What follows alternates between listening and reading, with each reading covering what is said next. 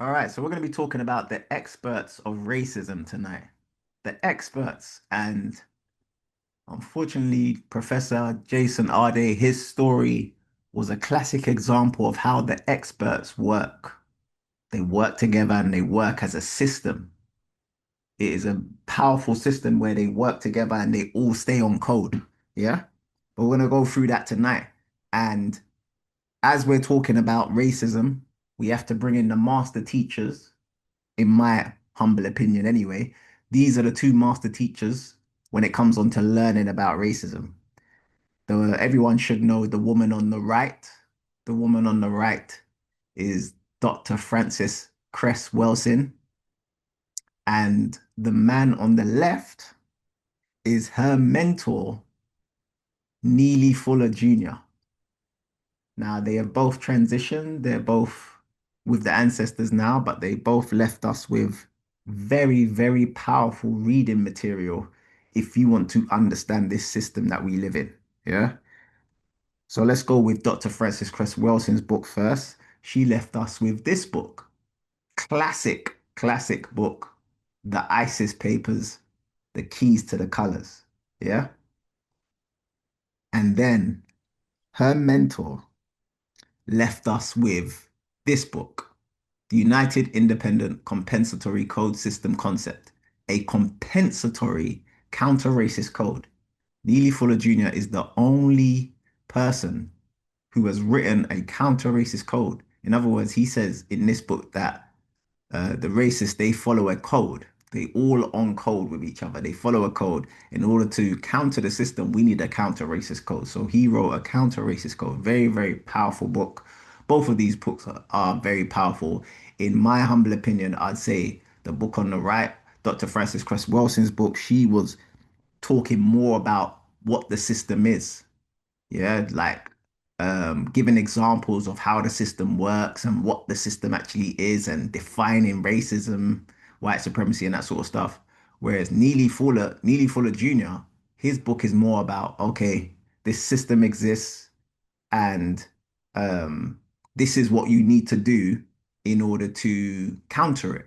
Yeah, so they come from two very different angles, but two very, very, very powerful books. Yeah. Now, when it comes on to Neely Fuller's book, well, both of them, I used both of them to put together my course, which I was delivering damn near over 10 years ago now, The Hidden Science of White Supremacy.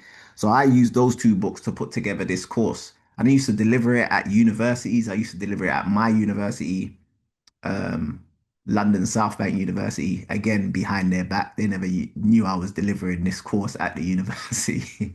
I just book out a lecture theatre and put on this event, the Hidden Science of White Supremacy, and run it as a course. So I used to run it at my university. I used to run it at various other places, and we'd break down all of that stuff that Neely Fuller Jr. talks about and the stuff that Dr. Frances Cress Welsing talks about in her book. Because one thing about Neely Fuller Jr.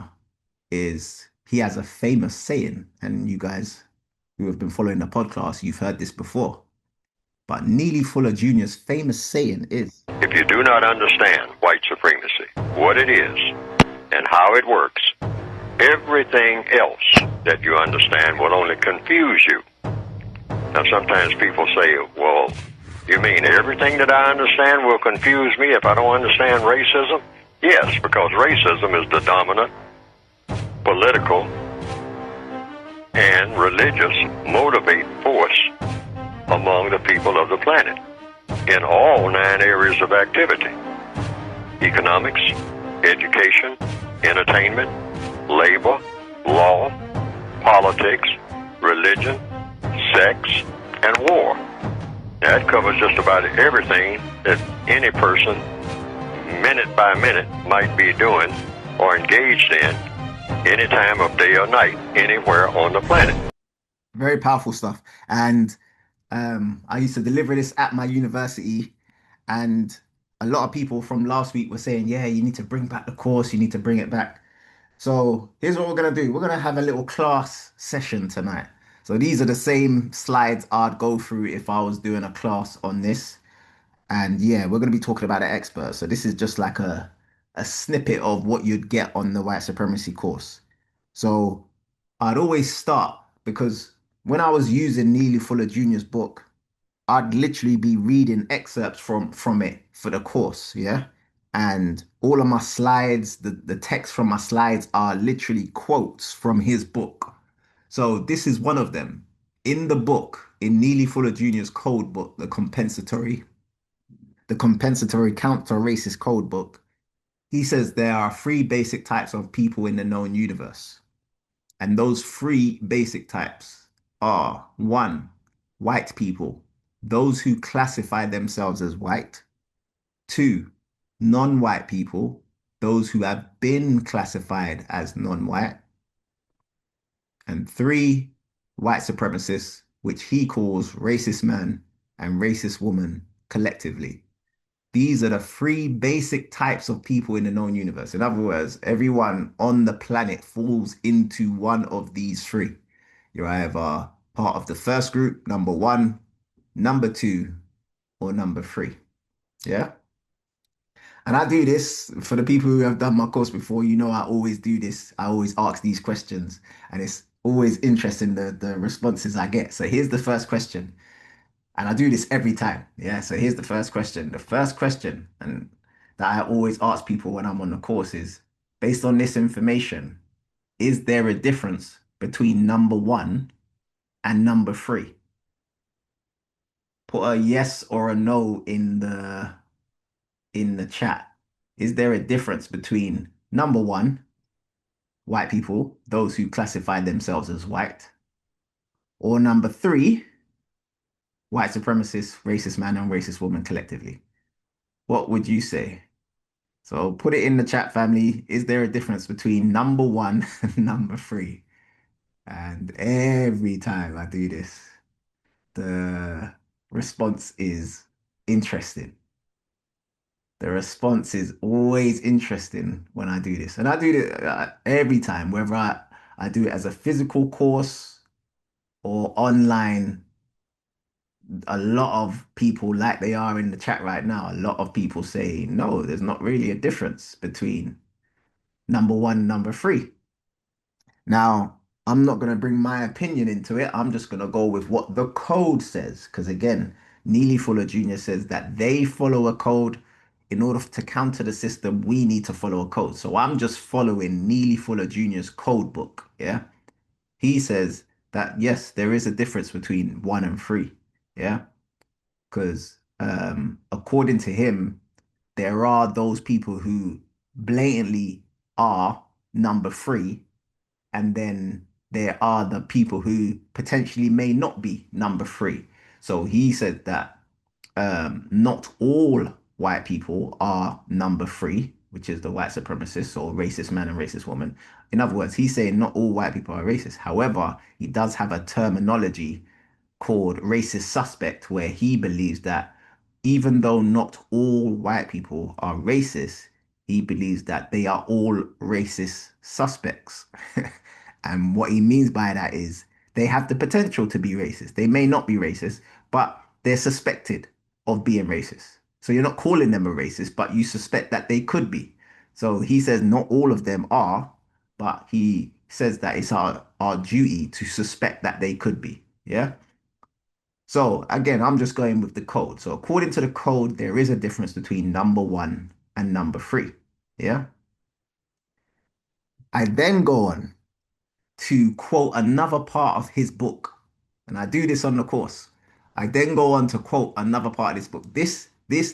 These two facts are very early on in his book. And again, every time I do this, there's disagreements, there's conversations, there's arguments. When I do it as a physical course, oh my gosh, when people see this, they're like, no way.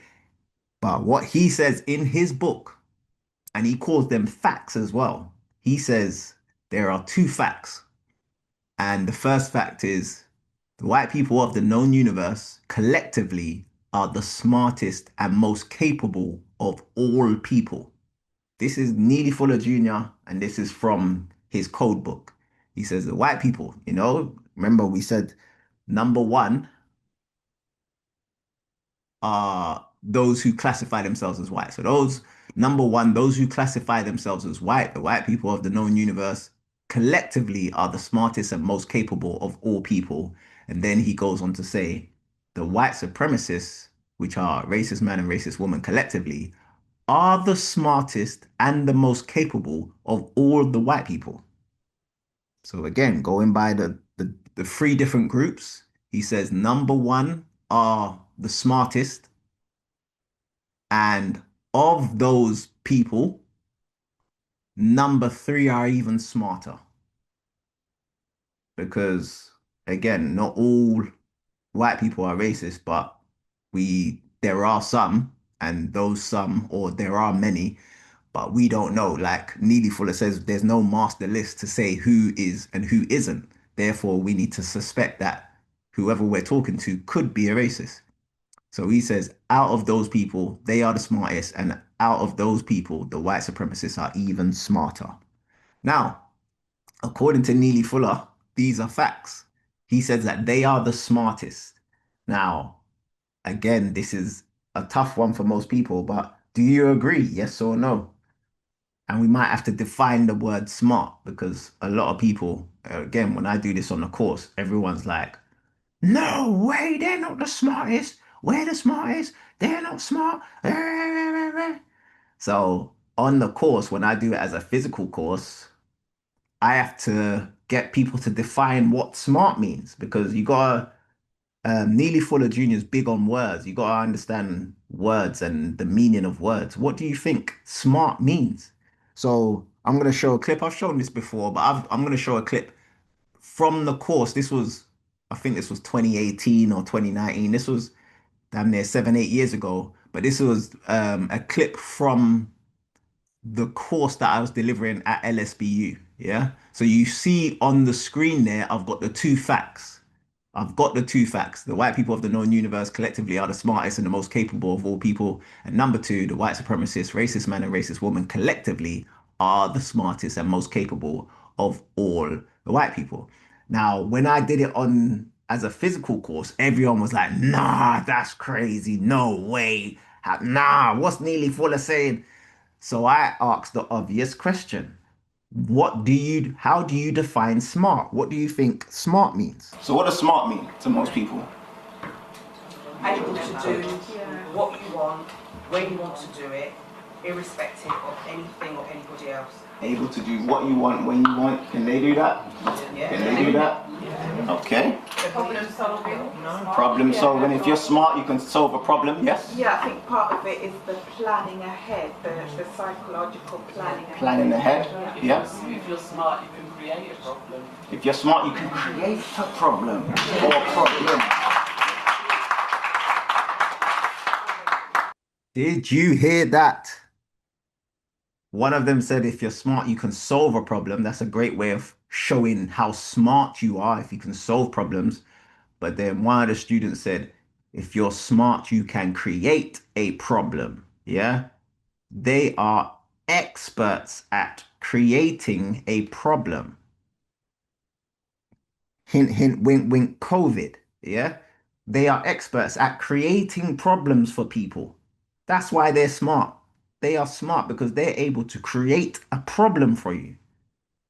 And speaking of creating a problem, let's go on to the experts. Yeah. So that's one of the reasons why Neely Fuller Jr. says that they are the smartest, because when it comes on to them being able to create problems, no one does it better. Yeah. No one does it better than them. They are smart in the way they're able to just out of nowhere create a problem for everyone. When it came onto the pandemic, that was a problem for everyone. They just literally said, right, we're going to create a problem for every human being on this planet. Do you get what I'm saying? They are the smartest when it comes onto that. But yeah, when it comes onto the experts now, this is again taken straight from Neely Fuller Jr.'s book. He says, who are the experts? So question, during the existence of white supremacy, which is racism, there's no difference between the two. Racism is white supremacy is racism. Which persons are the only experts in knowing and understanding how white supremacy is practiced? And according to Neely Fuller Jr., the answer is those white people who practice white supremacy. There are no other experts. Yeah. Just those white people who practice it This is their system that they created. They're practicing it. They're refining it. You know what I mean? They're the experts. There's no other experts. In other words, there's no black experts in racism. However much we like to go on TV and talk about racism, there's no black experts in racism. Yeah, according to Neely Fuller and the code, according to the code. So, anytime you see a black person talking to white people on TV about racism, who are the experts? These are the experts. These are the experts of racism. Yeah. But look at their faces. They act fake confused. This is another thing that they do because they're smart. They are the experts, but they don't act like it. They are the experts and they don't act like it. Like someone in the chat says, yeah, smart means devious. Yeah, they are the most devious. So yes, you could say they are the smartest. They act like they don't know racism. They act like they don't understand it. So when a black person goes on TV, a black person, well, let me break this down for you and let me explain it so you can understand it. No, they understand it. They practice it. They are the experts. They act fake confused with us. Do you get what I'm saying? They know the system better than we do. This is their system. So when it comes on to the experts, understand who you're dealing with. Yeah. Understand that these people are the smartest. And again, think about your definition of smart. Smart doesn't mean good. Smart means like devious and you know what I mean? Using your intellect to try and trick people and all that. Yeah, that's smart. They are the smartest. They can create problems out of nowhere. And again, speaking of problems, they created hella problems for our brother here, Professor Jason Arde. Yeah. Out of nowhere, they just started going in, all of them working together as a system. Yeah. All of the newspapers, all of the media outlets, all going together, going after one man. Going after one man and then sticking to their code. So they're talking about DEI and all of this diversity stuff. And yeah, they're following a code, creating a problem for this man. Yeah. And just so we're aware how much of a problem they created, let's remind ourselves of how many articles were written about this man in such a short period of time. There are about 250 articles written about Jason Arde in 3 weeks. That's just by the British mainstream press. And so when we crunch those numbers, that's about an article every 2 hours. And we are not saying that this is not of public interest. Accusations of plagiarism, particularly at a prestigious university like Cambridge, is a story, but a story every 2 hours that dredges up his schoolmates from primary school and tests if he's run as many marathons as he said he'd once run. Like this feels like a witch hunt. And I think if you really did think that it was just about plagiarism, like consider the first story that the Telegraph published, which was one of the papers that really went after him. Cambridge diversity poster boy. Well, there you are. Must face plagiarism inquiry. Diversity poster boy? They didn't say Cambridge professor. Diversity poster boy is a particular thing.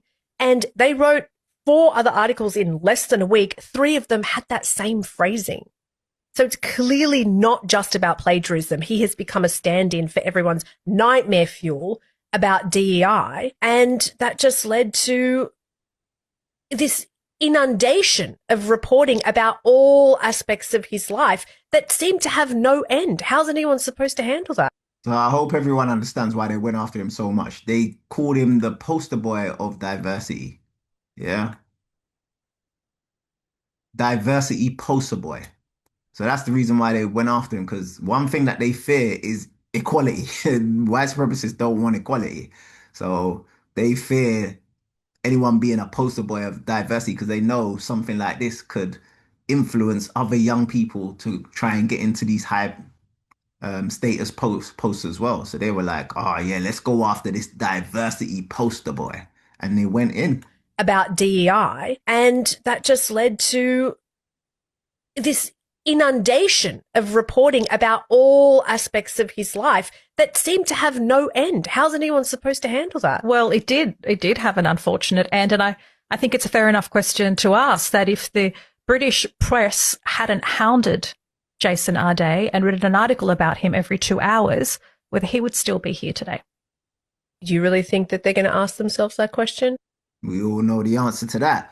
Now, this story got so big that it went to America as well. So, and again, in America, they all stayed on code as well. It was on Fox News and all these other channels. So now the Americans were in on, you know what I mean, the hounding as well. Some of the news outlets like Fox News and that sort of stuff.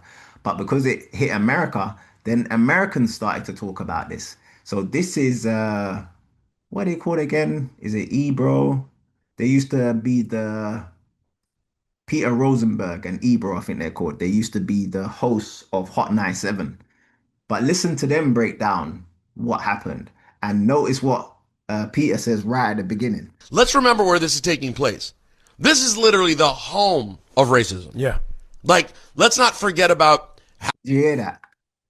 He said that the UK is the home of racism. Now, a lot of people wouldn't agree. A lot of people will say, well, America's the home of racism.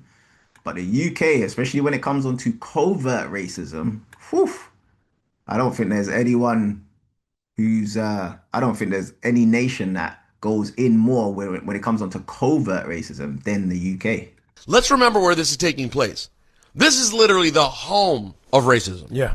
Like, let's not forget about how Meghan Markle gets talked about. That's right. Everything related to black people, particularly black Brits, being in any part of elite society, comes with this insane racism.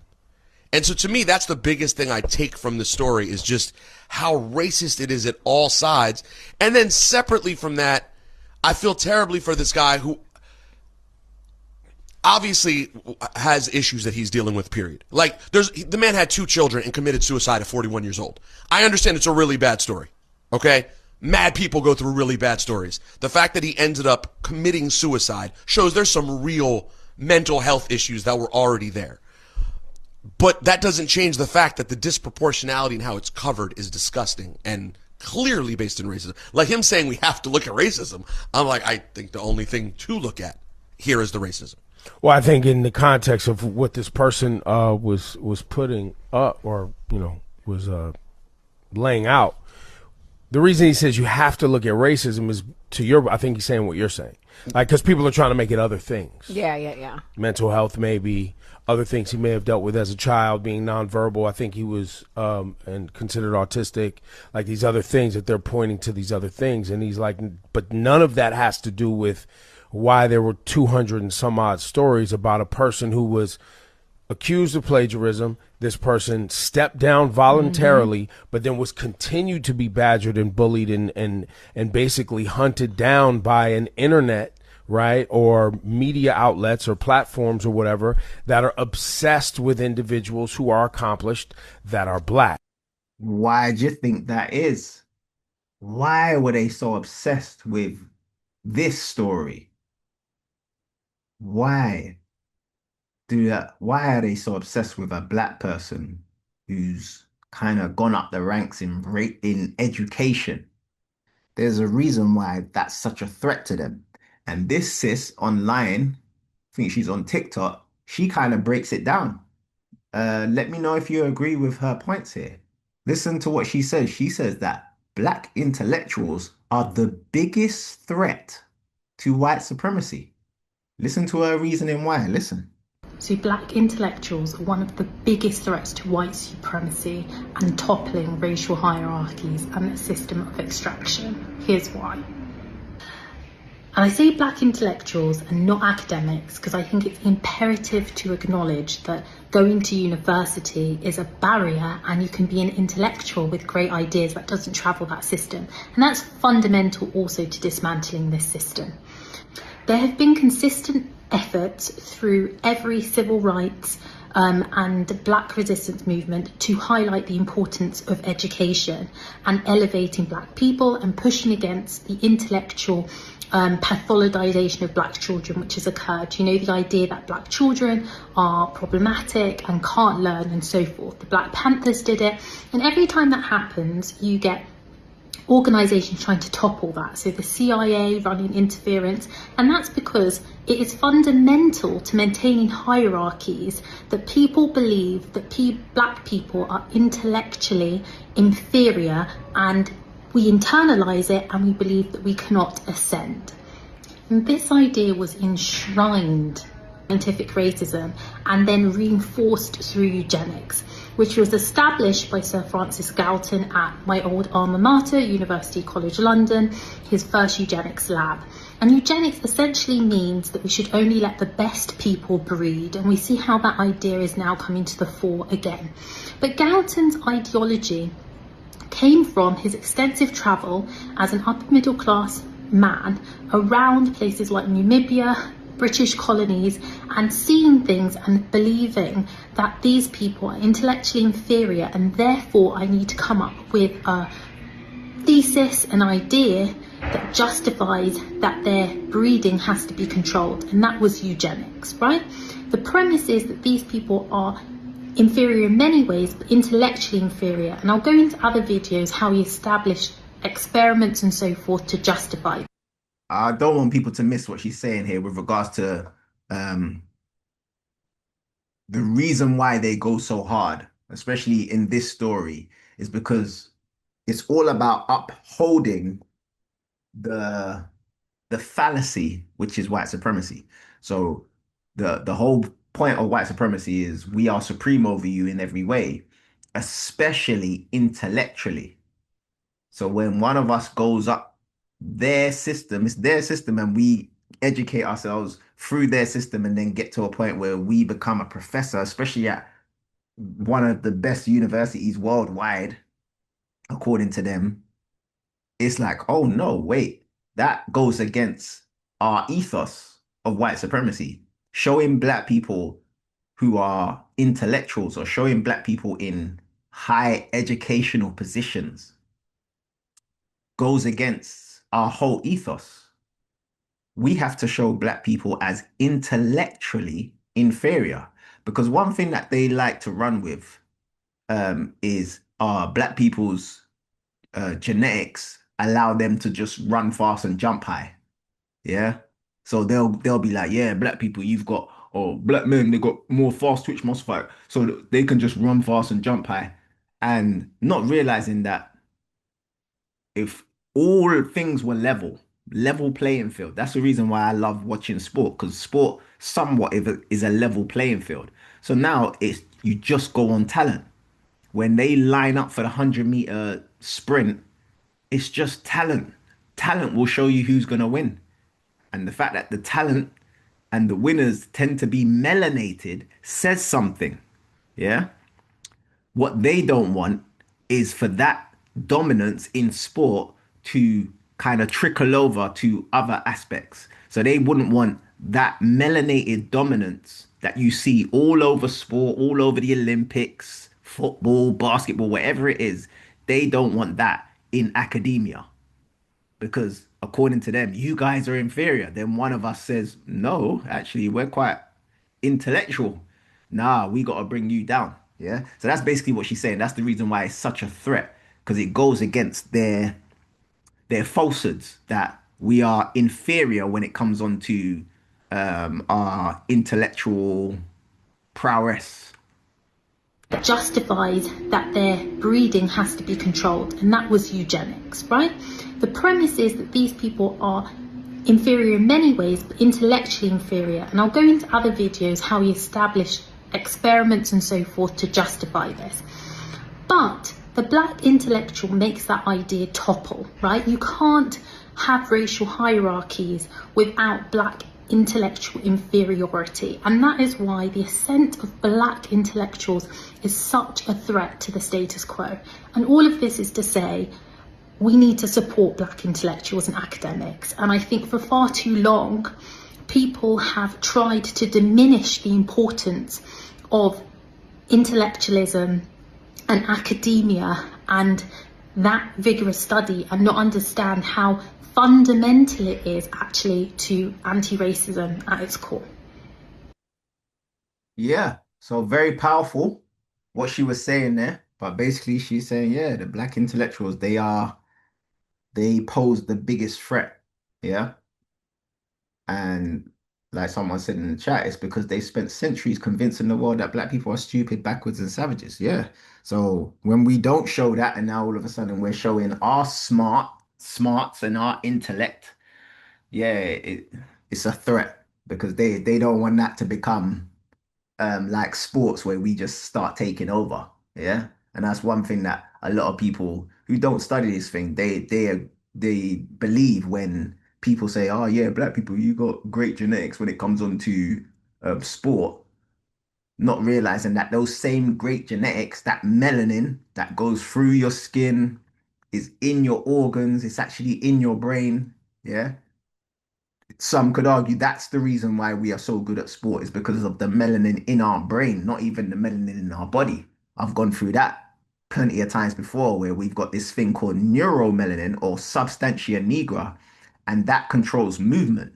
So if we're able to move faster than people, it must be due to the substantia nigra. It must be due to our brain melanin. So it ain't got nothing to do with fast twitch muscle fibers or nothing that we could, or if the level playing field, if it's leveled with regards to science and leveled with regards to academia, we will dominate the same way we dominate in sport. And that's something that they do not want. So that's the reason why, according to this sis, black intellectuals are the biggest threat. Now, I just want to show you just one interview. This is something that I show on the course. Yeah. This is an interview or a discussion on, was it Sky News or something? But we've got the one black person against the four experts. Yeah. Because they are the experts. We are not the experts. Now, again, when we do not follow the code, we'll do things off code. It's simple. If you don't follow the code, you'll end up doing things off code. So, in this exchange, the one black person is going to act like an expert in front of the four experts. Yeah. And just watch how the four experts stay on code and kind of go after her. Watch this. Pushed onto me that makes me consider racism in places that I never even saw it. So, for example, one of the most recent things is that H&M sweatshirt. I saw this little kid in a sweatshirt, cute little sweatshirt, forget about it, moved on. This is the black lad modelling a T-shirt with the expression "cheeky little monkey." Yeah, it caused clever little monkey. I know what you're saying is well-meaning, so that's fine. Because do you think, as a white person in a society where the majority of people are white, you have a good understanding of the ways in which race affects people psychologically? And if you've read the code, Neely Fuller Jr. says because they are the experts, we have to stay in the question lane with them. We shouldn't be making statements and that sort of stuff and acting like we're experts. We need to act like how they act to us. They always act fake confused to us, like they don't know nothing and they don't understand racism and, oh, I don't see color and all that sort of stuff. They act fake confused with us. He says we need to act like that with them because they are the experts. We need to get information out of them. So we need to stay in the question lane. Now, she starts off, I think her name's Afua. She starts off well. She asks the expert a question. But one thing Neely Fuller Jr. says, he says, when you're asking anyone, but specifically when you're asking them a question, once you've asked your question, stay silent so they can answer. Yeah. Don't help them with the answer. Don't butt in. Don't say anything. Ask your question and then stay silent. Yeah. That's how you stay in the question lane. You stay in the question lane by asking questions and not making statements. But you're going to see that she asks a question and then instead of allowing the expert to answer, she then kind of goes, like extends it out sort of thing. Listen. What you're saying is well-meaning, so that's fine. Because do you think, as a white person in a society where the majority of people are white, you have a good understanding of the ways in which race affects people psychologically? Because when you say you don't see racism, Michelle, I wouldn't expect you to see it, if I'm quite honest with you, because it's not your experience. I wouldn't imagine you get othered regularly. I wouldn't imagine that you carry and experience the baggage of being in a country that colonised on a white supremacist ideology other countries for 400 years. You know, and it's very easy to say that if you don't experience it. Do you feel it? I have experienced it. I've just written a book about the experience, and not as a victim. How often, Afua? But seriously, how often as do you a daily experience. And this is the thing, and I don't want to get it. Not on a daily basis. Like they act fake confused. Like what on a daily basis? Seriously, how often? As a daily experience. And this is the thing, and I don't want to get in, not overt racism, but acts of othering, Carol, yes. Microaggressions, subtle prejudice that often comes from very well-meaning people who mean no harm, who don't see themselves as Therefore, racist. it's not And racist. you know, one of If it's the problems- well-intentioned, it's not one racist. of If the it's problems- well-intentioned, it's not one racist.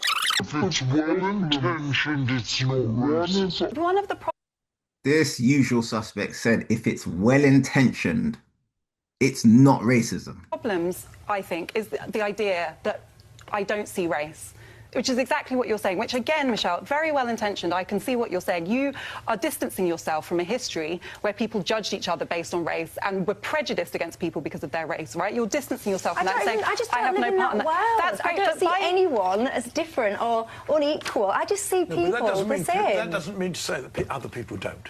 Because you well, don't. there are two things. There are two things. One, you don't speak for the whole when you nation, say by you the don't way. see something, you are blinding yourself to reality. We live in a world where racial injustice is a structural part of our reality. So if you choose not to see it, you are blinding yourself to something that exists. let me just correct this. And It's secondly, important. this is important too. Let me just finish I will my do it in a point. sentence. Secondly, my heritage as a black person is not something I want you to be blind to. It's part of who I am. So by saying you don't see it, you are blinding yourself to something I see as positive. And when people do that, it makes me question whether they still think it's a negative thing, that it's better not to see. My sentence is very quick. It's not that when I say I don't see it, I don't feel towards you anything other than what I feel towards you. So when I say I don't see it, I'm not saying it doesn't exist. I'm saying I don't have those thoughts anywhere in my body, and a huge number of other people do not either. Oh, I don't have a racist bone in my body. That's why you can't argue with them or talk to them about racism. Like Neely Fuller Jr. says, stay in the question lane. Literally, act fake confused with them. Stay in the question lane and just ask questions. You will get the information you need. Just stay in the question lane and ask questions. Do you get me? Because if you try to go back and forth with them, they'll just give you I don't have a racist bone in my body. How can I be racist? Do you get me? You get what I'm saying? Like, it's a losing battle. And with that being said, let me open up the forum and see what the family's got to say. Because I know when it comes on to this sort of stuff, there's always some questions and that sort of stuff. So raise your hand if you want to go live, family. Raise your hand. And let's talk about it. I know every time I run the course on a physical course, and I show the two facts that Neely Fuller Jr. put in his book, you know, that the white people of the known universe are the smartest, and those white people who consider themselves white supremacists, they're even smarter. A lot of people disagree. So if you disagree, by all means, raise your hand and let's talk about it. Let's get Lorene in. Lorene, you've raised your hand. You can unmute your mic, sis.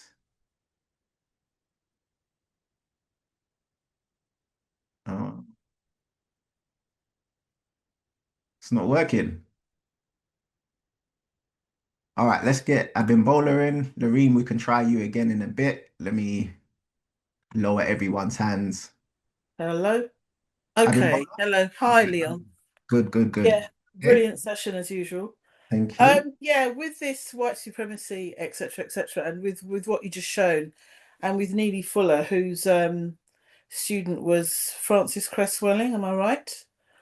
He's the mentor.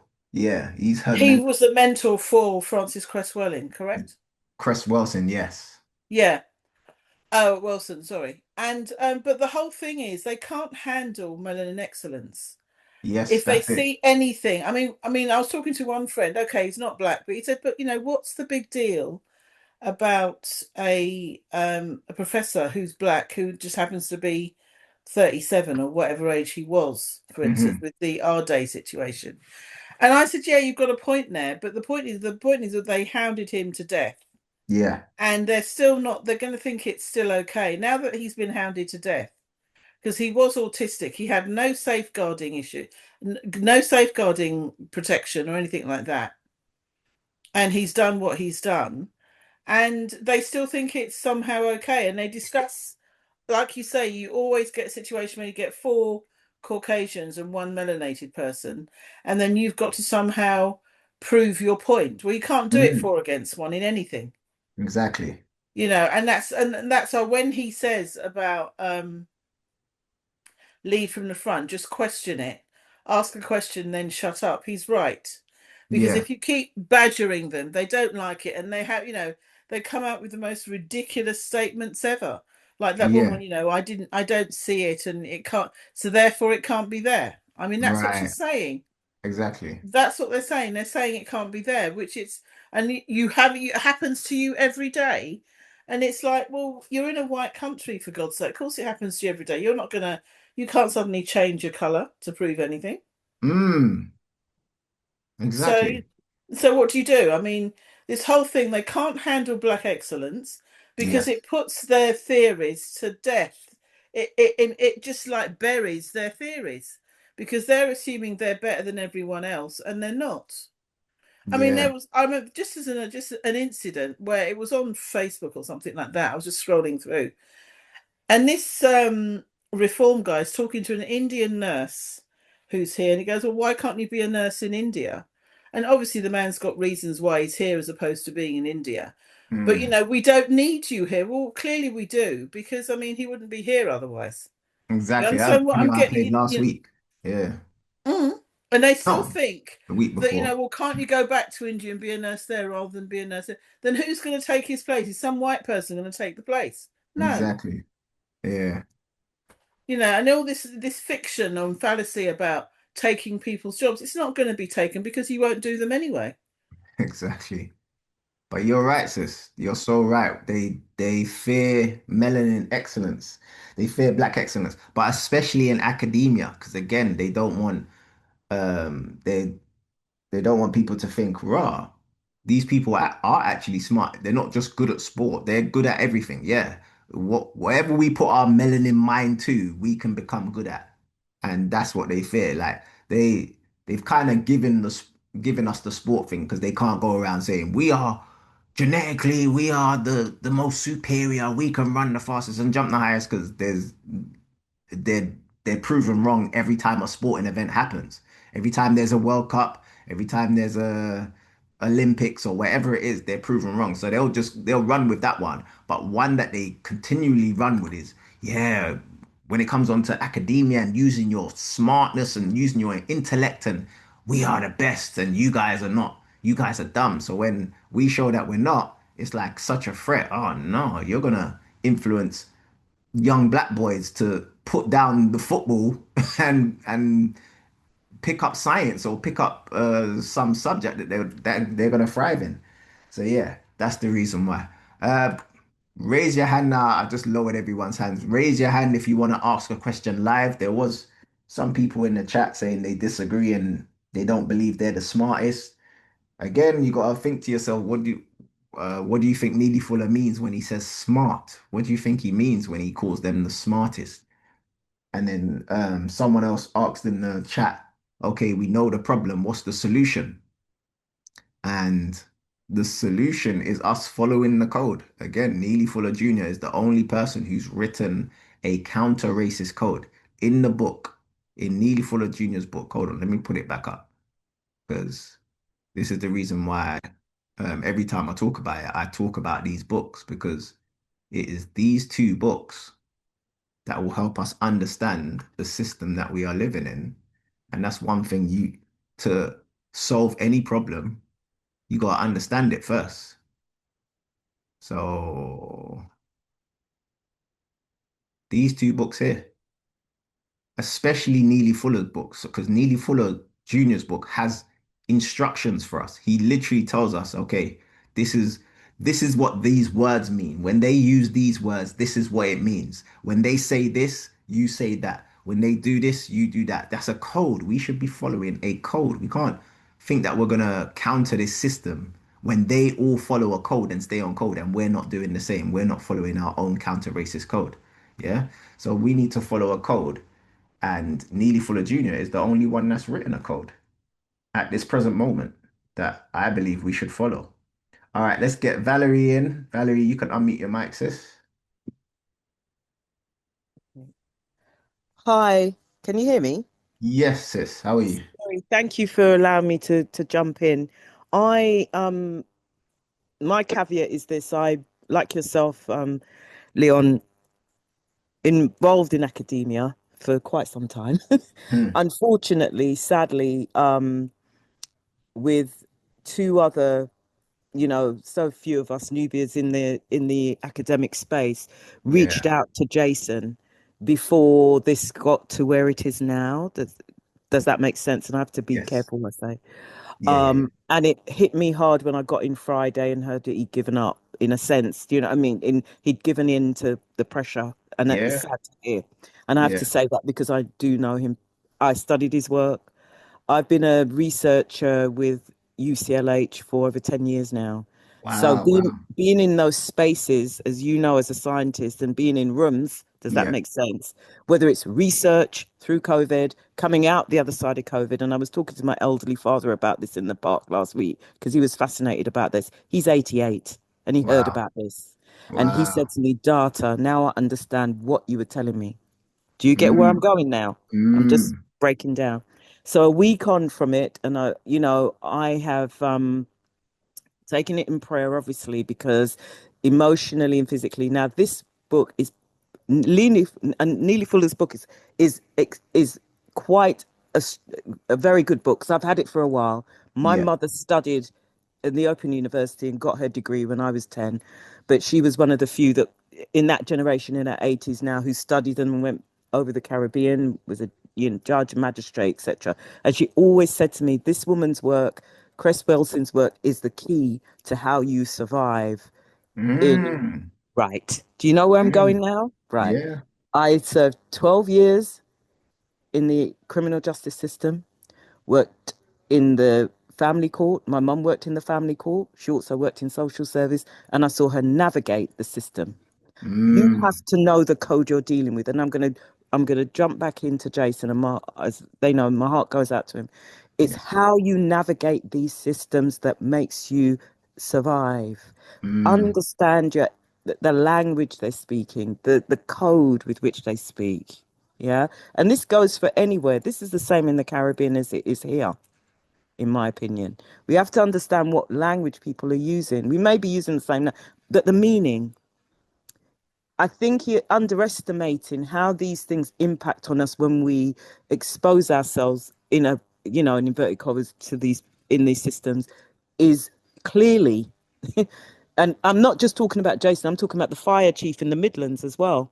There was no safeguarding around him. When I was at my university, I made sure there was safeguarding around me before I even wrote an essay. Do you understand? Because you can feel them coming for you. You know where I'm going, Leon. Yeah. It's about the preparation. We don't do it. I've been and my mentor is a PhD outside of London, and we watched this and he was shocked because he said, why isn't there safeguarding around this? Do you know what I'm saying for him? Wasn't there? When I did my 12-year career in the Home Office, safeguarding. Anytime they open their mouth to me, do you understand? Yeah. Okay. It's about understanding what code people are speaking. And I'm not just talking about another language. It is another language. Do you see where I'm going? Right. So I just wanted to drop that in there. I hope it makes sense. And I'm trying not to be, obviously, my heart goes out to Jason's family, as I said to you. But this was the thing, we tried to reach out, and there was a disconnect in how he was understanding what the impact of what these things can do.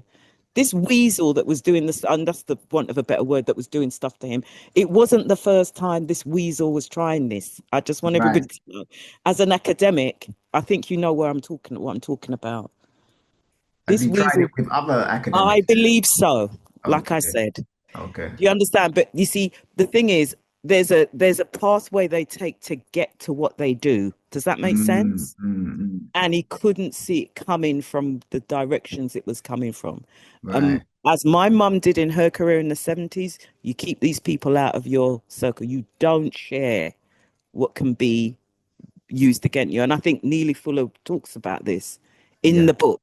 The secrets, like you said, the gems are in the book. And I'm sorry to say, I've met so many, and I was in senior management when I left the UK Passport Service, and you can count on one hand where I was, in director level. And I remember the English guy, that my director, retired because of cancer, and he said to me, Val, he wasn't a black guy, but like I said, he said, you do what's best for you. In code, that means you watch your back, you do what you have to do. Do you understand? Yeah. Okay, right. Because sometimes without even being there, they can be an ally. We just don't pick up on the clues. True. Does that make sense? Yeah, And yeah, I say this with humility and I say this with honesty, because we step out every day and we don't, and we do it in our families as well. We don't prepare ourselves for when we're out there in these positions. This yeah. fire chief that took his life, and this was months ago. This was something somebody mentioned to me. Why isn't he reaching out? Why isn't he taking the safeguarding that's necessary? Do you understand where I'm going? Yeah. Okay. And for every one we hear about, the Jason, the fire chief, there's another. Yeah, with a black woman in America who was a professor. Yeah, Okay. yeah. Okay. Yeah. Right. So I'm just saying we have to be realistic about what it is we're dealing with. This isn't about shouting up and down. And yes, like you said in that clip, you cannot debate. I wouldn't debate with 4 people around me and me. What? No, that's not a debate. That's like, like in the documentaries, Leon, that's like the hyenas. Yeah. Around it. Right. Do you understand Surrounding you. Right. And I say this again for us to hear one another. We have to look for the cues. Yeah. This is why we're seeing these, unfortunately. And trust me, I went through stuff. Don't get me wrong. But my reality is this: you set yourself up. We're not proactive in setting up these guards around us. We have to be. True. Because the same way they do it is the same way I play it. I was accused of plagiarism. They had to pay me money. Are you mad? Wow. Oh yeah, I went there. There And that was back go. in 2000. But you see, the point I'm trying to make is too many of us want, put it in the papers, tell this, tell that. No, that's not a strategy. I'm just telling you.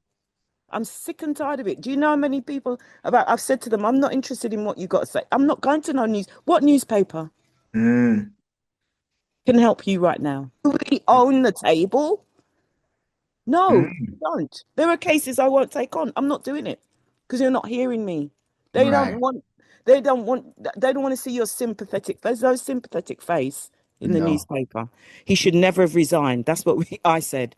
Mine was, I never resigned. I put my middle finger up, metaphorically, and I stood my ground. And that was back in 2000. I wasn't playing. Wow. So that's the game I'm talking about. And that's the game we still have not learned. My mum is in her 80s now. She's watching this and she's like, Lord, how the heck? And she got through because you have to have a strategy. That's the point. Yeah. It's not about them liking you or liking who gives a shit. Excuse me. Sorry. When did that become important? Neely Fuller does not talk about that at all in the book about liking anybody. Right. Okay, there you go. Yeah. Get over that. So I just thought I'd drop that in because it's really tired me out, this one. Sorry. Yeah, I can Don't imagine. hear me speak, Leon. I've been following you a long time. Thank but I'm you, telling you, in that academic space or any space, we need to know the language they're talking. We need to. That's as you know, working in that space, you don't even realize how they come off to you. Do you know what I'm saying? And that's one thing I'd say about the Jason Arde situation. Yes. When I watch clips of him online, he talks about racism a lot. Yes. But I still don't think he understood. That's what I'm trying to say.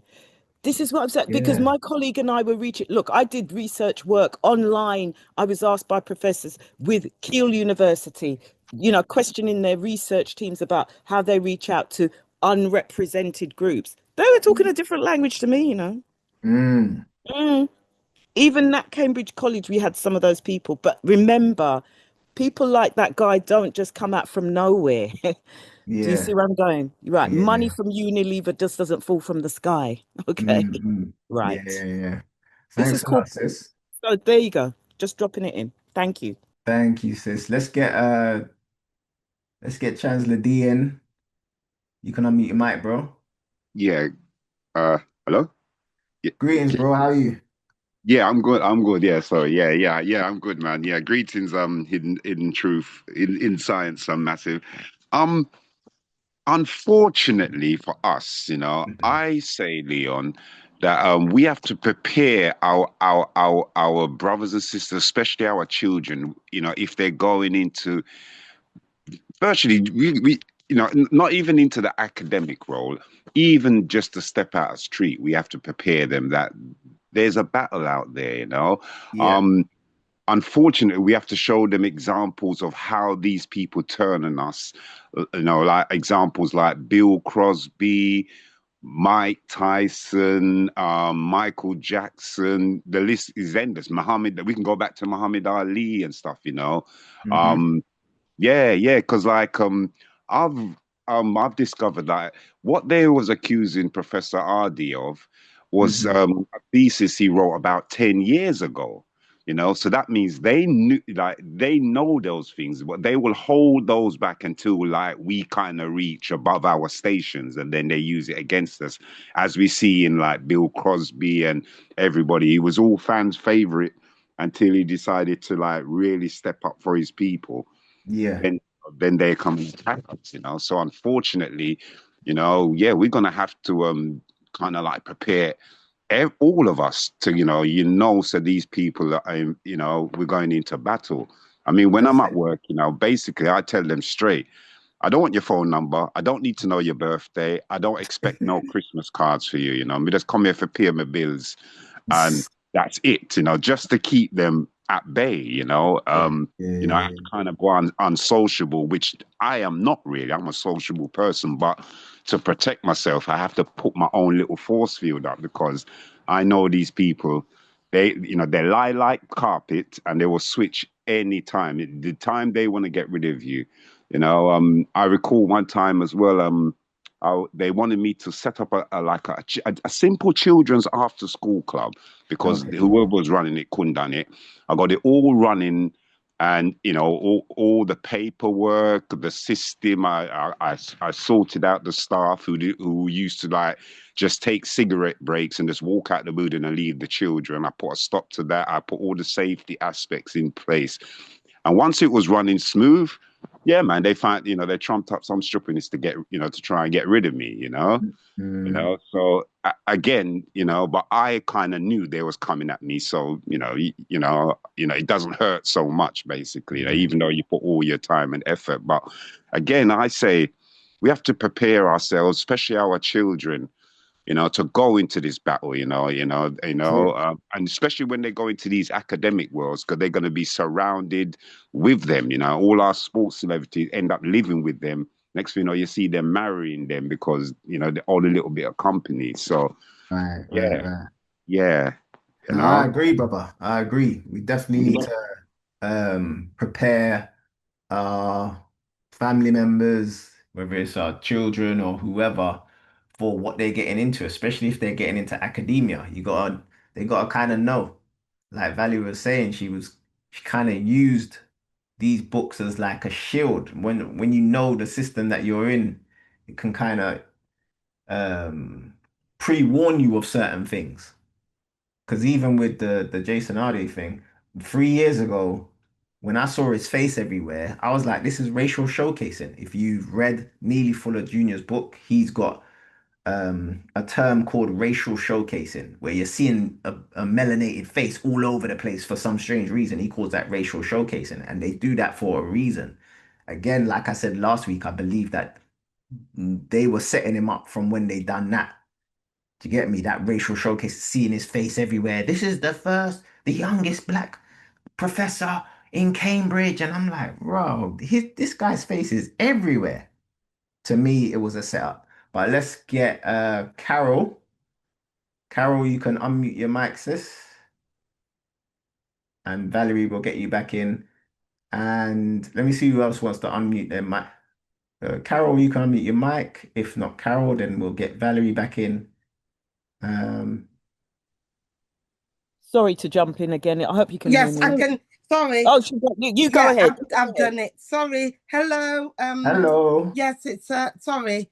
It's not, even though I'm in academia, I think I recognize a few names. I don't really want to say anything. It's my sister. Hello, everybody, by the way. Beryl Tomlin, my sister, who wants to pose a question. And thank you. Very illuminating. Go on, Beryl. Thank you. Yes, hello, everybody. I just want to go on the back of what the last gentleman said. He said, our young people and our children, they've got to be, as soon as they step out of the house, they've got to basically be prepared to, defend themselves and know who they are. They've got to prepare themselves in the workplace, etc. Yes. You know, especially in the professional jobs and academia. I just Especially. wondered, especially, but what happens then when our young people are increasingly marrying these Caucasian people, and we're going through this racism? How does it really work when we got our young people going out and marrying white people? I'm just saying, I'm just wondering. It's a good question. How does that really work?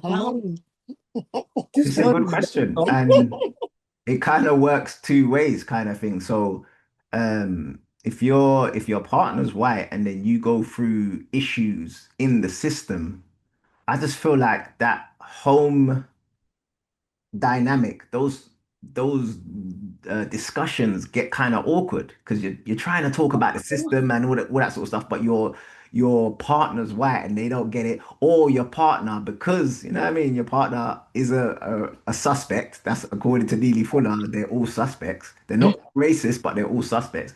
So your partner is a suspect, and then your partner might start defending the system because Of course. talking about, oh yeah, this is what happened to me at work, and it's because of my skin. And then your partner's like, maybe it's not because of your skin. Maybe it's because of that. So it could work that way. Very rarely is the white partner like, yeah, boom, boom, boom, and they're for the fight, just like you. Do you get what I'm saying? And the reason why it becomes an issue is because of what I said. Let me see if I can bring it up here. Hold on. Is because of. If you do not understand white supremacy, is because of this. Yeah. This is the reason why it's an issue, because when we start talking about the system, and the folks doing things in the system, guess what number we're talking about? Yes. Guess what number? We're talking about number 3. Yeah. But because a lot of us can't differentiate number 1 and number 3, that's right. When we start talking about number 3, guess who gets offended? Number 1. Yeah.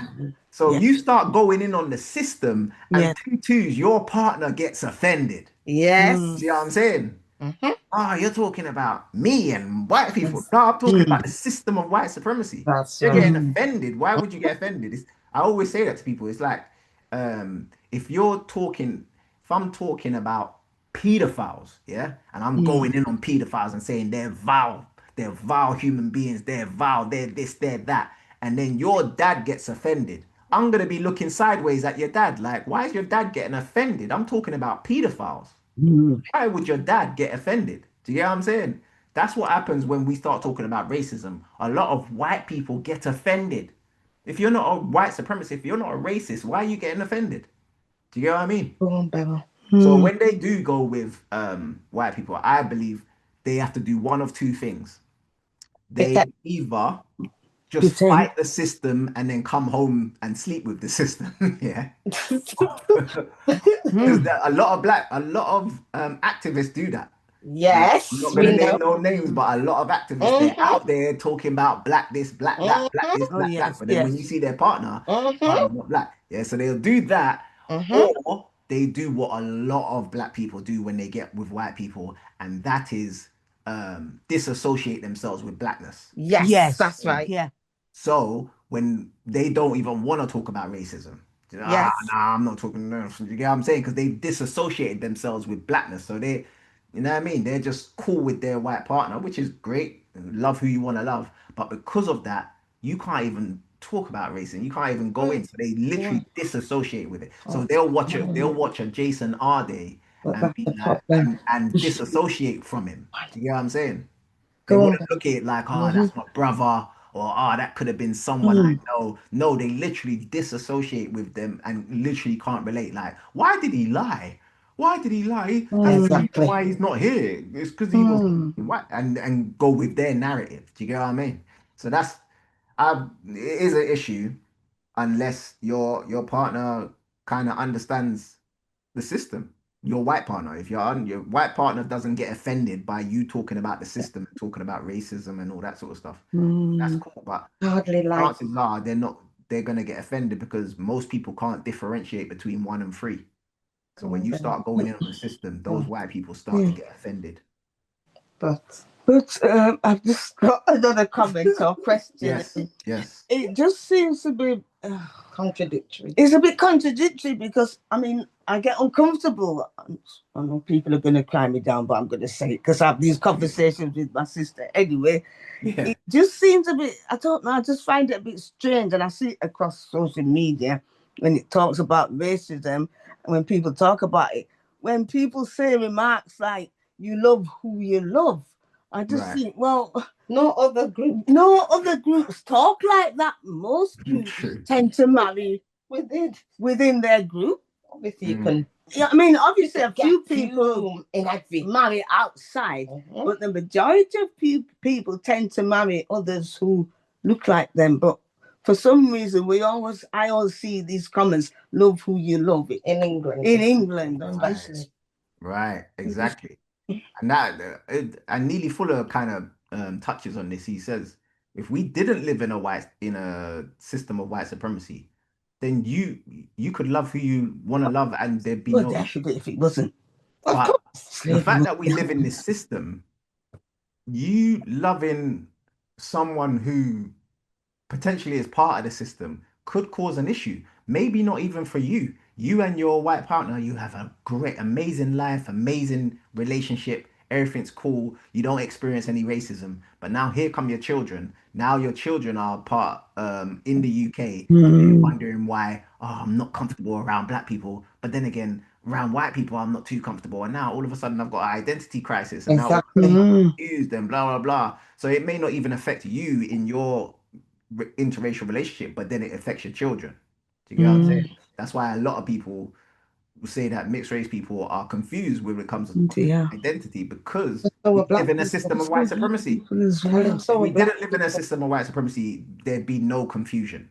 Because love who you want to love and blah, blah, blah. But because of the historical aspect of everything that we've been through and everything that we continue to go through, when you do something like that, it will cause confusion. And then if your parents literally don't know about the system, they're gonna continue the confusion. Oh yeah, well, I teach my children to not see color. I teach my children to be colorblind. Nonsense. Do you get what I'm saying? And now here come, the confusion continues. That's right, nonsense. This is what got Nolan Wells, unfortunately, killed. We don't know who killed him, but that was the same narrative that was presented by his parents. But that's another kettle of fish. There you go. But thank you for the question. Thank you very much. All right, let's get Valerie back in. You can unmute your mic, sis. Thank you. You make a good point there about showcasing, Leon, because that's what I was going to say when I spoke earlier about exposing. Do you know what I mean? The exposure that he was under. Does that make sense? And not being able to pull the brakes on that. Does that make sense? Right. So you don't have to have your face all over the press saying that you're the youngest, this and a third. Does that make sense? So in 2023, when I was in Jamaica, just as we came out of lockdown, visiting university friends, the issue was, why are they, and I said it when we was at the bar, you know what I mean, with friends who are doctors and such over there, because we were all collaborating on stuff online over COVID, so they invited me to visit. But they said, what is that all about? And I said, it's showcasing. And he said, if he's not careful, he will be targeted. What did I say? There you go. Exactly. Not in a presumptive way, but I said he has to have a plan, because you can't have your face plastered all over the place. Whoever you are, women have the same issue, don't they? Women of different background. If they're too fat, they're too skinny. You know where I'm going, right? Yeah. But with him, it was more of a case of, I'm happy to be on here because I think it's good. But like you said, it's understanding what racism meant. This is the issue. And the papers he wrote were very strong. If you've read his stuff, Leon, I beg you to do so. But he also did a podcast on loneliness, which was quite exposing as well, on the sounds, which is interesting to listen to as well. Interesting. Because again, he then exposes his journey with aloneness and all the rest of it, which is fine. You know where I'm going. But I think this thing about disclosure amongst us is another thing. But I'm going to move quickly on to the point made by the lady after just now about marrying this and a third. I don't know if you recall back in history, back in the 1940s, 50s, whatever, there was an African who came here, African gentleman. Turns out he was the son of a king of one of the states in Africa. Shall I Yeah. continue? Picked up a Yeah. white woman, didn't he, and brought her back to Africa. I can't remember the name Okay. of it. I was just about to look it up. Yeah. And they had how many children? Yeah. Yeah. Oh, where I'm going, right? This Mhm. has been an issue, not just here in for a long while since this colonization, this new version of colonization that came along. Because remember, they only just found us whenever they did. But anyway, we won't go into that. But do you see where I'm going? This thing about positioning themselves, it's nothing new.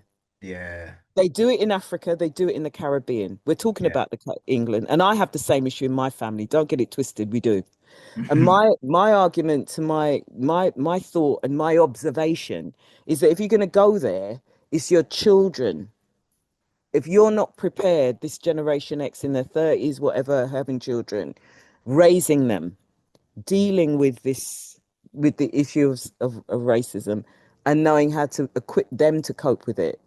For example, Yeah. my friend has 2 grandchildren. Her son's partner is Italian from Sardinia. Their connection to the Moors is very proud in their family. It just happens to be so because she talks Right. about it, the mother of the children.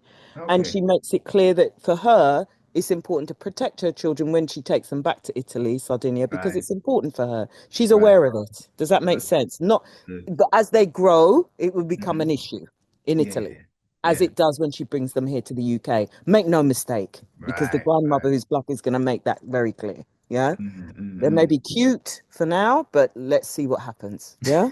Yeah. No, I'm being honest. And then the That's third true. point I'm making, again, I'm going to get there quickly, is when this lady just said now, we're uncomfortable, even within our own black, so-called black families. And I'm going to go there because my Mhm. son, he's older now, but he did go to a school in the Caribbean. And I was flabbergasted when a teacher was upset with my son at the age of, what, 9, 10, Leon, asking her about Marcus Garvey.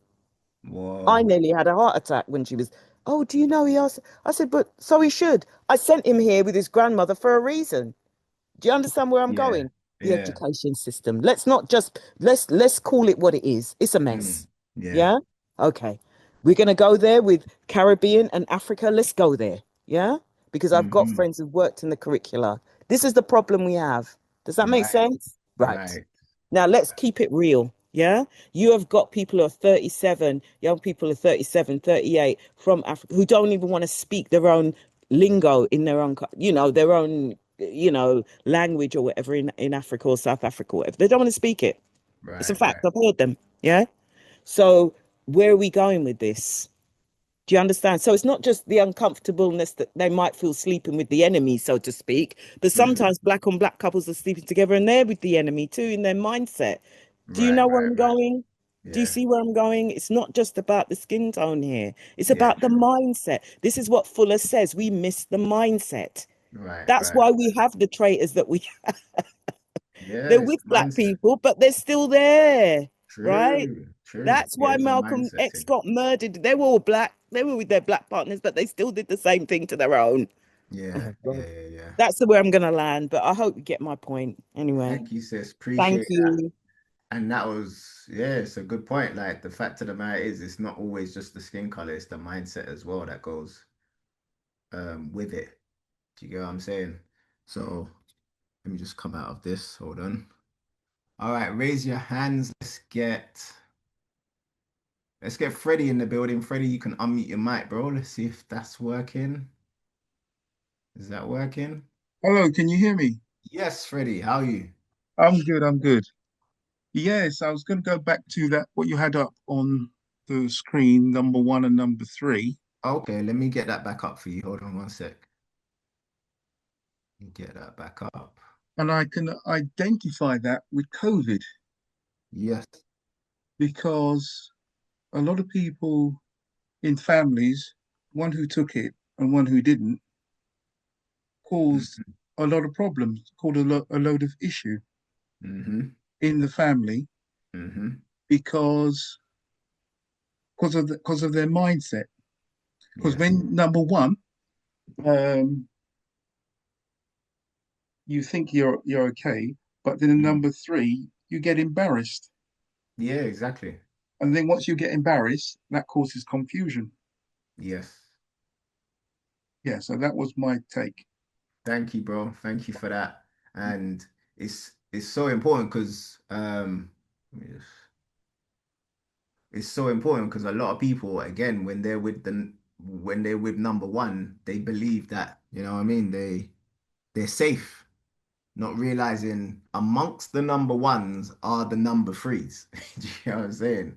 So amongst the number ones are the number threes, and that's the reason why it probably makes sense to, like Neely Fuller Jr. says, suspect that you could be dealing with a racist. All right, let's get Lorene in. Lorene, you raised your hand again. Unmute your mic, sis. You there, sis? Oh, it's not working for some strange reason. No, we can't hear you, sis. Can you hear me? Oh, there we go. Lovely, thanks. Thanks, Leon. I think the key, as you've always said this evening and you've said before, the Neely Fuller Jr. text is so key. Yes. Purely because a lot of our young people, they may not go into academia, but even in the workplace. Yeah. I mean, I've come through 25 plus years of educate as an educator. And I'm saying at every level, whether you go into nursery teaching, primary school teaching, senior school education and higher education, is impacting people across the board. So really people need to get their head around the text and to know the code. Because even if you don't go into academia, you're going into the workspace and you're going to be encountering these people.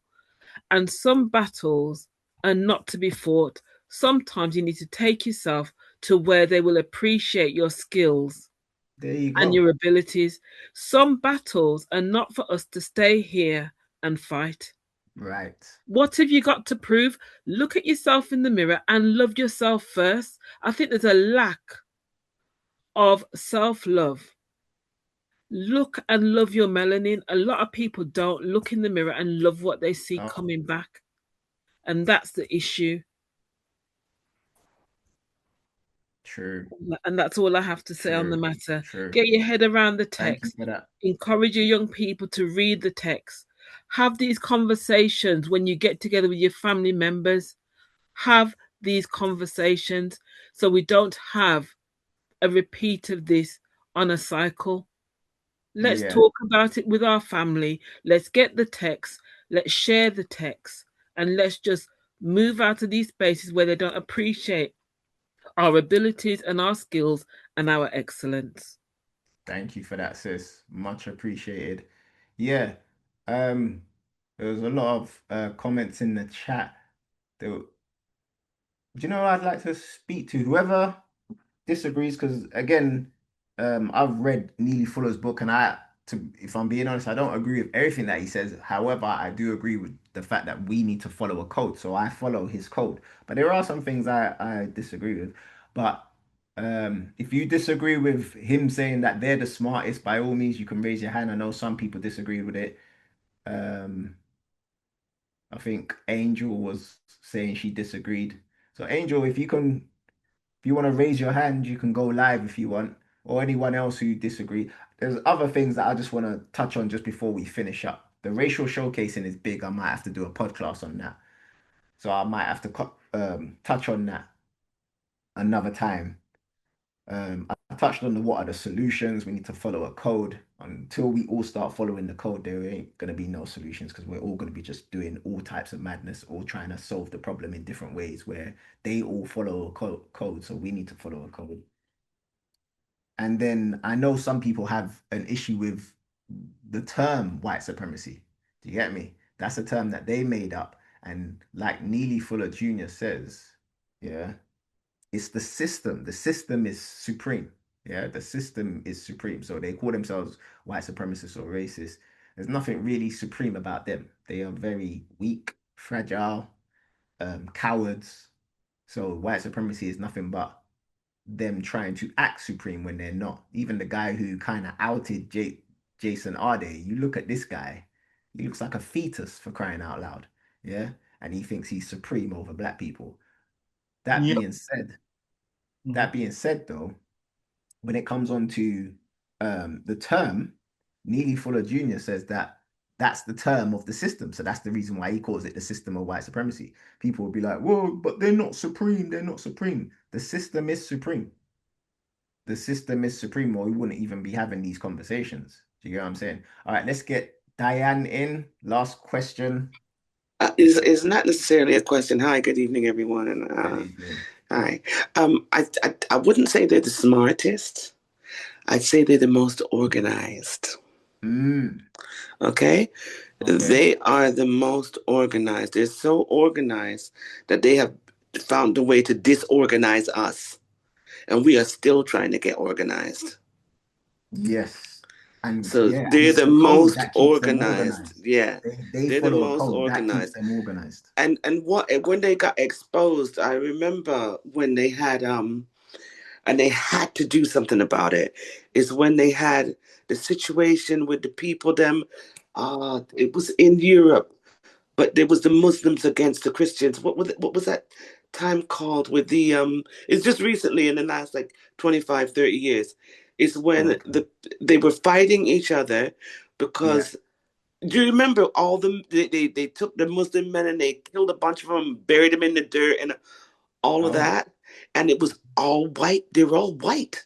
So when this is being exposed on the television now, the rest of them had to come and say, we need to stop this fighting now because you guys are making us look bad. Because it was like, oh my goodness, we all look alike. Yeah. And we don't do this to each other for anybody else to see. Right. Okay. I'm trying to remember the name of the country. It's not Slovenia or anything. It's somewhere in that area. But you guys, it was a big news for like a whole year. Yeah. But they had all these people that they were killing off and everything. But because they're from Eastern Europe, but they still look like they're from, not even from Eastern Europe. They look like they're from the West, but it's just how they was living. It was like, no, we can't make them, all the rest of them know that we hate each other that much. Exactly. We don't have hate for each other. We got hate for them. So we can't we can't let them know that we got no hate for each other. Exactly. But yeah, I wouldn't say they're the most smartest. I think they're the most organized and the most cunning. So maybe they are the smartest. Yeah, because what would your definition of smart be? If I said what is smart, how would you define smart? Organized. Really, really good communicators. Yeah. And cunning. There you go, exactly. And they are all three of those. They are all three of those. They're smartest. Thank you, sis. Thank you. All right, let's get Freddie. You've unmuted your mic. You still got? Yes. Okay. Yeah. The question is, I don't think they're the smartest because we know that the black gene is dominant than the white gene. So that is their biggest fear.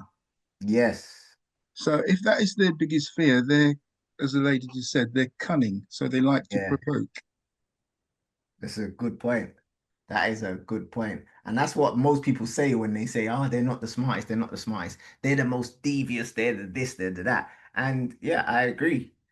But if we go with just melanin, and I always talk about neuromelanin, and the neuromelanin literally controls the way your brain functions and that. We obviously have more neuromelanin, more substantia nigra than them. So just by genetics alone, we should be the smartest. However, the evidence suggests that they are the smartest. And me, I'm always going by the evidence. And the analogy that I like to use when it comes onto this stuff is sport. So they say they're the smartest. We're like, no, we are the smartest because we know we're smarter than them, but we ain't proven it yet. We ain't proven it yet because the system of white supremacy still exists. So I'm going to give you an analogy and I'm going to use sport. When Michael Jordan first came into the NBA, Michael Jordan, who most people consider the GOAT, the greatest of all time when it comes on to playing basketball. A lot of people don't know. If you watch The Last Dance, you know that when Michael Jordan first came into the league, he was losing a lot and he kept on losing to the same team. He kept on losing to the Detroit Pistons, Detroit Pistons were his arch enemies. You guys watch The Last Dance on Netflix again, and you'll understand this analogy. Michael Jordan, who everyone, even when he first came into the league as a 21-year-old, everyone was like, "Rah, this guy's the best player in the world. This guy's amazing." He hadn't won anything though. He was a loser. He every time he got into the playoffs, Detroit Pistons would beat him up, bad him up, and he'd lose. Go watch the Last Dance and see how badly he used to lose to the Detroit Pistons. You know what he done? Even though everyone knew that Michael Jordan was great and Michael Jordan was actually better than them, Michael Jordan went away, he studied them, he studied the plays, he studied the games that he lost. He put on muscle, he went into the gym, he started bulking up because they used to beat him up on the court and that. And then when he came back even stronger and he badded them up. When you watch The Last Dance, he badded, like, if you know about NBA playoffs, they do this thing where it's the best of seven. So basically, the first to four wins. And when the Detroit Pistons used to beat Michael Jordan's Chicago Bulls, they'd always beat them like 4-1, 4-2 because again, it's the best of four wins, best of seven. So it's the first to four wins. So Detroit Pistons would beat them 4-1, 4-2. One year they beat them 4-3. So Chicago Bulls nearly won 4-3. Yeah. But then when Chicago Bulls beat the Detroit Pistons, in other words, when Michael Jordan took over and was like, "Nah, I'm the greatest. I'm gonna show people I'm a champion." When Michael Jordan beat them, he beat them 4-0. They didn't even win one game against him. Yeah. And if you watch the clip, at the end of the series, at the end of the playoffs, when he knocked them out of the playoffs, they didn't even want to shake his hand. Whereas when he was losing to them, he shook their hand. He was losing to them and he shook their hand. And he even said, "They're the champions. They're better than me." Yeah. In interviews when he was losing, he was like, "They're the champion. They're better than me." That changed once he beat them. Once he beat them, then everyone was like, "Okay, Chicago Bulls are the champion. Michael Jordan is the greatest." Even though most people believe Michael Jordan was the greatest before he started winning. I'm using that analogy to say that we are Michael Jordan and they are the Detroit Pistons. So even though a lot of us will say, "Nah, we're smarter than them. Nah, man, us melanated folks, we're smarter than them." You gotta admit, the same way Michael Jordan admitted that he was losing. He was losing. So let's take our smarts then and bring down this system. If we're so smart, let's bring down, in other words, let's defeat the Detroit Pistons. And then we can say that we're the smartest. Until then, I agree with Neely Fuller Jr. They are the smartest until we prove that they're not. Yeah. And on that note, I'm going to finish up, family. I know there's some of the questions, but I'm going to finish up. So thank you, everyone, for staying right to the... We're going to finish up now. I do have my book talking about smart. I do have my book coming out next month, family. And this book does touch on neuromelanin and substantia nigra and this system that's in our body that no one talks about called the endocannabinoid system, which is in your brain as well. You've got endocannabinoid receptors in your brain. And yeah, very powerful system that no one talks about. And there's two reasons why people don't talk about it. One is because it's connected to this plant called cannabis, even though you can activate it without cannabis. And two, it expresses itself. This system, this powerful system that no one talks about, expresses itself through melanin. Yeah, so that book, my second book, is coming out very soon, family. Within the next couple of weeks, it will be available. Big up the people who have pre-ordered. You will get a signed copy as soon as I've got it. And by the way, Angel, you can raise your hand if you want to go live, because I know you're saying they're not the smartest, but when you break it down, it goes by evidence. What evidence are we going by? If we're the smartest, we should be able to solve a problem. Remember, the biggest problem for Black people is the system. So if we're smart, why have we not solved this problem? All right, last question. Adiola, you can unmute your mic. Adiola, have you got a question? You can unmute your Yeah, mic. hi, can you hear me? Yes. Hi, good evening, everybody. And thanks, Leon, for doing this. Thank you. I wanted to respond to the lady before who said that why we're staying here. We need to take our skills and talents out. Yeah. Like Get Out, the film Get Out, just get out. I'm a psychoanalyst and I work in a predominantly African Caribbean school. I Yes. work in school. Mhm. 95% of the kids in that particular school are of African Caribbean descent, Yeah. with other ethnicities thrown in. I'm a great psychoanalyst. I'm a great psychotherapist. I do great work. I turn kids around so that they can beat the system. And I go there 4 times a week. And I'm telling you, in education, I used to teach. I was a sociology teacher, and I was the head of a youth center. So I've worked with young people for a very long time. And in education, you don't get a psychotherapist in school for 4 days a week. They can't afford it. Yeah.